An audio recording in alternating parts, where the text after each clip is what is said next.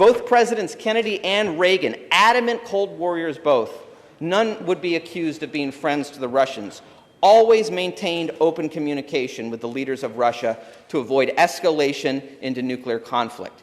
Instead, our present-day leaders refuse diplomacy and push the war forward to the last Ukrainian standing, not for the benefit of the people of Ukraine, but to bleed the Russians dry, as in Afghanistan throughout the 1980s. This posture isn't for the Ukrainian people. This isn't for the American people. This is for the empire that now stands in the place of our once proud republic on a mountain of corpses to maintain global hegemony. That's why in 2014, then Vice President Joe Biden oversaw the overthrow of the democratically elected president of Ukraine, Viktor Yanukovych. His crime was not signing a trade deal with the European Union. In actuality, he wanted to sign 2 trade deals with both Russia and the West. But when the EU agreement suddenly prohibited any economic agreement with Russia, Yanukovych says he felt like a bride who showed up for a wedding only to discover a never-before-discussed prenuptial agreement, and he just wasn't in the mood anymore. For that, he was regime changed. And if you doubt Washington, D.C. had anything to do with it, I have a bridge to sell you in Libya. Thanks to leaked phone calls, we know for a fact that the current Undersecretary of State, Victoria Nuland, personally handpicked the leaders of the new government to replace Yanukovych. You can hear the phone call in her own voice as she speaks with the U.S. ambassador to Ukraine about who is in and who is out in the new Ukrainian regime to make the whole thing stick. What do you think? I think we're in play. The Klitschko piece is obviously the complicated electron here, especially the announcement of him as deputy prime minister. And you've seen some of my notes on the troubles in the marriage right now, so we're trying to get a read really fast on where he is on this stuff.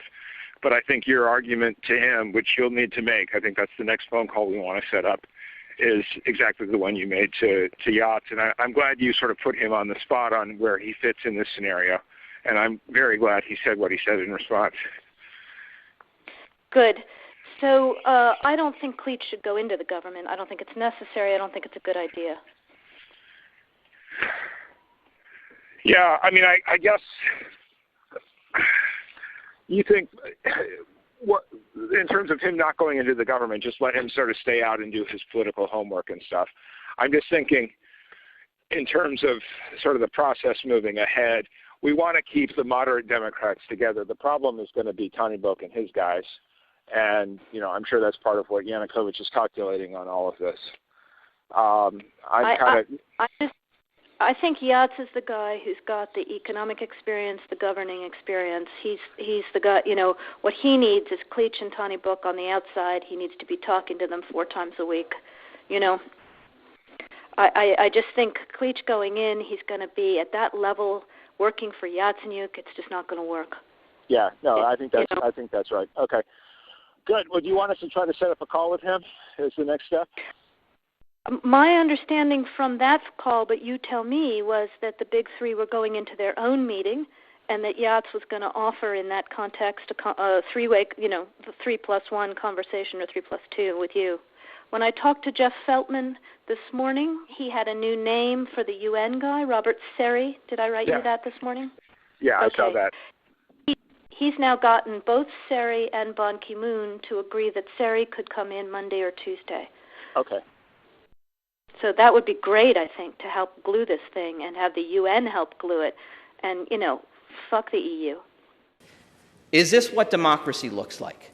I don't think so. And after the coup, the new government, urged on by local neo-Nazi groups like the Azov Battalion, and when I say neo-Nazi groups, I don't mean in the parlance that's often thrown around today. I mean actual Adolf Hitler-loving neo-Nazis who welcomed the German invasion during World War II. They urged the government and succeeded in banning the speaking of Russian and launching an ethnic cleansing campaign in the eastern regions of Ukraine. Russia responded, yes, by annexing the Crimean Peninsula to maintain control of the Sevastopol naval base, Russia's only warm water port with access to the Black Sea, which is a sort of Russian Alamo after many died defending it against German invasion in World War II. Whatever we think of that, it is of such strategic and nationalistic importance to the Russians, we better be prepared for nuclear war if we want them to give that up, because They're not going to give that up. But at the same time, he rejected petitions from ethnically Russian people in the Donbass region of eastern Ukraine, now at the center of the war, who wanted to secede and join Russia. But over the next 8 years, a civil war raged in these separatist regions. Our own government funneled weapons into the conflict. In 2016, I represented Maine on the National Platform Committee of my political party, along with our colleague, Senator Guerin of Penobscot County. At the time, I was shocked to read calls for sending these weapons into this civil war halfway across the world. That's why I opposed that language and fought to strike it from the document, warning that these policies could escalate into a nuclear conflict. And 7 years later, here we are, living under the shadow of it all.